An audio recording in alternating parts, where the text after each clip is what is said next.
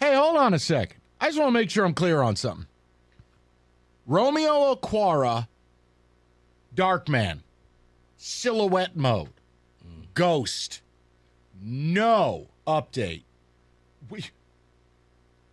At what point do we begin to question Brad Holmes and Dan Campbell's strategy to do nothing in free agency? I mean, I'm leaving the Jamison Williams thing alone. I'm very disappointed. He's not ready for practice. Right. Very disappointing. It is. I really thought by week 7 or 8 we'd be talking about a horizon. But Okwara? So just so we're clear, Pascal's been hurt. Okwara was hurt all off season. You didn't do a GD thing in free agency. You went public and told people we like our guys. Yeah. You went on TV, and HBO Onwuzurike is Hard done for the Knocks, year. and you said, oh, we got a defense. Onwuzurike's done. Guys, I got to tell you something here. But they were our guys. You know what? F it. Brad Holmes deserves heat. 97 won the ticket. Straight up. But his drafts, Mike. No, well, okay. Well, see, I question this past draft because I know everybody was giving the Lions an A. Remember when those grades came out and the Lions were getting an A+? I'm like, I don't know, man. You kind of need some people. If you're not going to get free agents, your rookies have to be able to step in there and play right away. And you decided, nah, we can get damaged goods, pennies on the dollar. This will pay off dividends later. The thing is, you're going to be helping out another coach and maybe another GM because it'll pay off for them. Like, I don't think it's not about right, it's about real. Reality is, I don't think either guy's going anywhere. But I'm not saying you're wrong, because I'll tell you what, if I own this team, I'd be a hell of a lot more David Tepper than I am Sheila. Right. I would look at this and go, how the F are we not winning any games? And I'm watching all these scrub-a-dubs win big games. I mean, think about it. We've all done something where you put your neck in the chopping block and your boss says, this better work. This better work. If not, this is your job on the line. And if I was Sheila, okay, guys, this better work. I'm trusting that you know what you're doing, because right now, it's not. And, you're staring at 1-7. Yeah. Just go the next 3 weeks. You're at Tua Dallas. Tua should be back. Home Miami, and home against the Pack. Look, guys, bottom line is, you name for me the teams you'd like me to schedule for you. Because if you think your whole schedule is going to be the Bears, the Commanders, the Texans, guys, you got to play people sometimes, and you got to win some of those games. You did. You had Seattle. You didn't do anything. You had New England with Bailey Zappi. Yeah. Nate the Great, 97.1. What's up, Nate? How's it going? Good, I've Nate. been on hold for a second, so I'm going to be talking about Michigan. But Yeah, no. I want Michigan fans to continue to dial in. You know why I have to mix it up.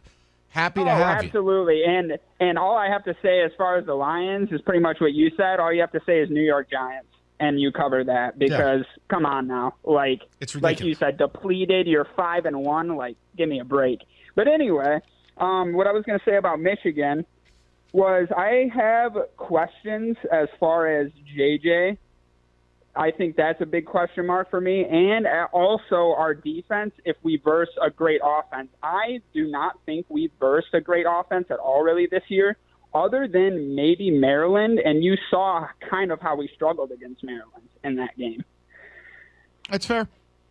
It is fair, because here's the thing with Penn State, and I don't want to bore people, but like if you dig into the analytics, they don't drive the ball. They only score when they have explosives.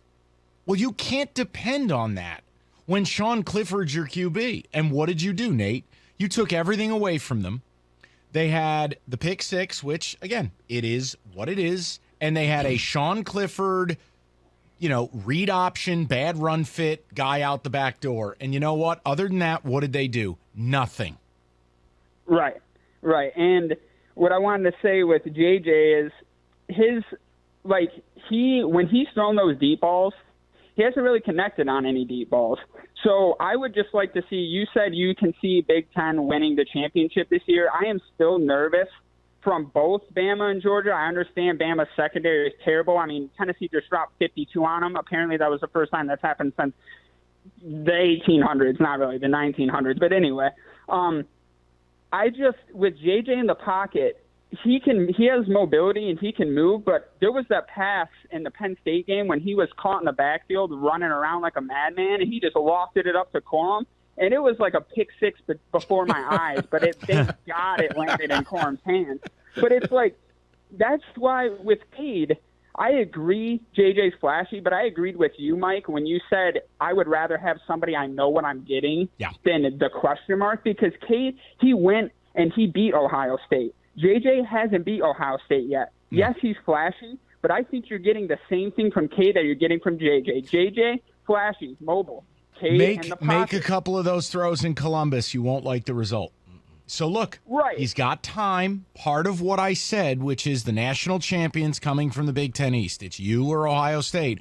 Part of that is based on projection that I can't predict. But if JJ gets slowly a little bit better, he might be ready for the moment. And in the end, Nate, you know what I know. You can't fake putting 416 yards rushing on someone halfway legitimate. You may not need a lot.